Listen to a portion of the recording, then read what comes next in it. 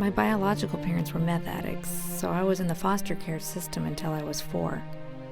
When I was 9, my first adopted parents declared a failed adoption, and another family took me in as their daughter. My new parents really tried to help me, but they didn't know how. I was eventually sent to live temporarily with another family when I was 15. After that family kicked me out, I had nowhere to turn. I was 17 years old, and that's when I turned to the streets. I take responsibility for many of the problems with my family. There were a lot of anger issues in my life from being passed around, and I was pretty mean to people who tried to love me. I'm working to rebuild a relationship with my parents, but they struggled to trust me. After 3 years on the streets, I'm in housing now and just gave birth to my second child, a son. Having children has made me want to make peace with my family and deal with all the anger. Life's way too short to be angry all the time. Until I was 11 years old, I thought it was normal for dads to touch their kids. All kinds of abuse were a part of my life, and I didn't know any different. Arguments always ended in violence. That's just the way things were. My dad is now in prison, and my mom is out of my life. Foster care was pretty rough, too. I kept running away, so they put me in a group home. I was homeless by my senior year of high school. Even then, I woke up at the crack of dawn to make it to school. People tell you there's not much hope for abused kids or kids of addicts. They often become abusers and addicts themselves, but I will not be like them. They will not define my future. Several years ago, I found myself slipping into alcoholism, but I will not be like my mom. I was homeless for 5 years until recently. I just got my own apartment and am studying English at Portland Community College. My life's mission is to single-handedly erase the phrase whole nother from the English language. At some point I realized my parents were emotionally and verbally abusive. I was never good enough, so I joined a gang and was heavily involved in all sorts of stuff. There was trouble at school, more trouble at home. By 15, I had had enough of them both. When the police returned their runaway, my parents said I had made my choice. I guess they had too. A couple years later, Job Corps accepted me, but I was kicked out and landed on the streets of Portland at 18. Homeless in Portland was way better than being homeless on my reservation. I ran with a tight group of other street kids for about 3 years. We did everything together, including drugs. But soon after I turned 21, life got serious. My mom drank herself to death that year. 2 weeks later, my brother was murdered. A year after that, a close cousin blew his head off with a shotgun. Within a few months, my best friend killed himself.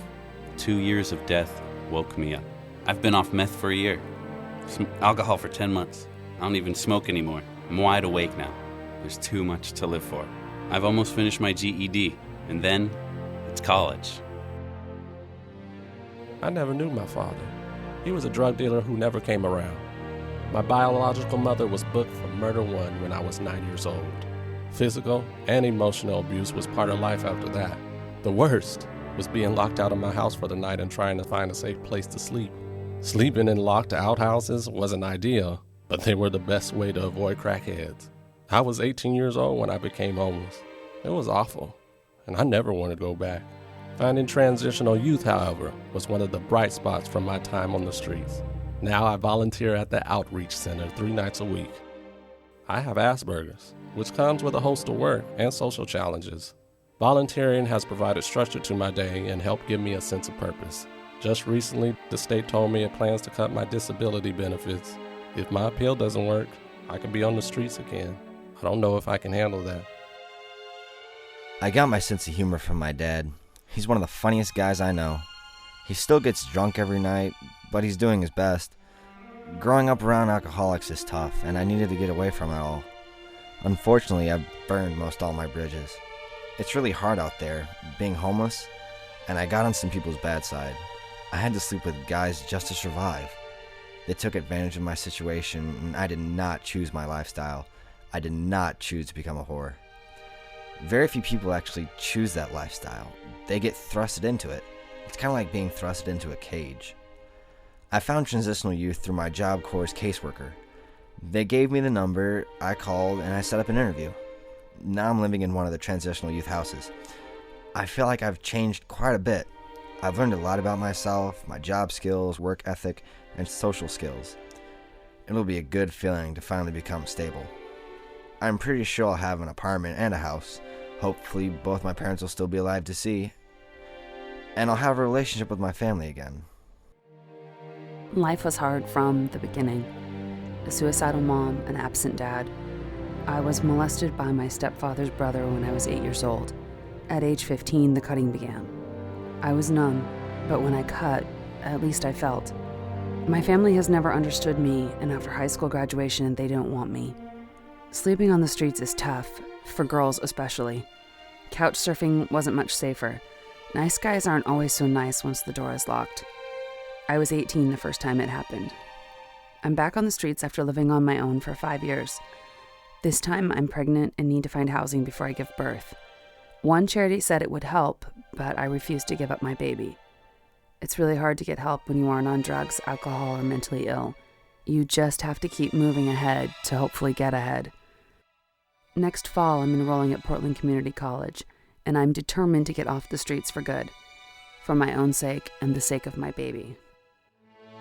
I've been homeless off and on since I was 14 years old. My parents didn't want me. I lived with my grandma, but she couldn't afford me any longer. I stayed with a friend for a while. One day, he found rocks and meth at school. We smoked it, and I got hooked. That was the end of football and school. I'm in control now. I haven't touched meth in 3 months. I was married once. A few months after I got out of prison, my wife left me for one of my friends. Honestly, it wasn't working, and both of us wanted out. Now I travel all over the country, staying for 3 or 4 months in a city. I've been in Portland for a year, but it's just a stop along the way. Having a roof over my head when I was married was amazing, but now I'm used to the streets. I can't fall asleep in a house anymore. Travel, that's my thing. I'm free, and I don't burden anyone. Maybe I'll go to Maine.